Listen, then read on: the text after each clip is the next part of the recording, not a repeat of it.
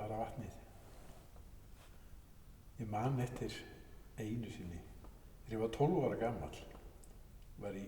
fyrsta skipti sem ég fór í göngur, fjárgöngur og Smölun,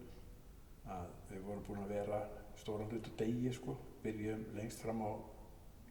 fjalli og þar voru lækir og vötn og við var ekkert að hugsa neitt,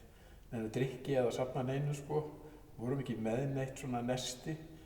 þetta, en þegar ég var komið svona svona hálfa leiðina eða við vorum hálfnaðið með Smölunina,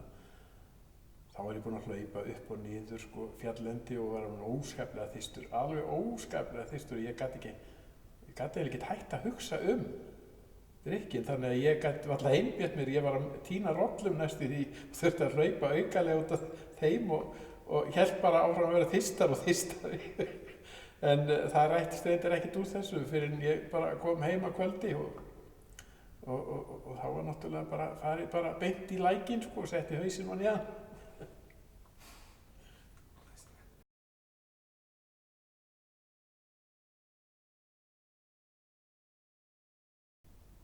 Fyrir mér vatn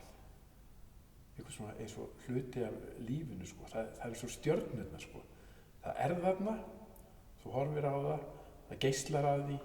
þú finnur næstu í lyktin af því, sem ekki lykt heldur það tilfinning og ef það lækur, þá bara finnurðu svona kulda og svala, allt í huganum. Þannig finnst mér vatnið vera fyrir mér sko. Hinn svala lind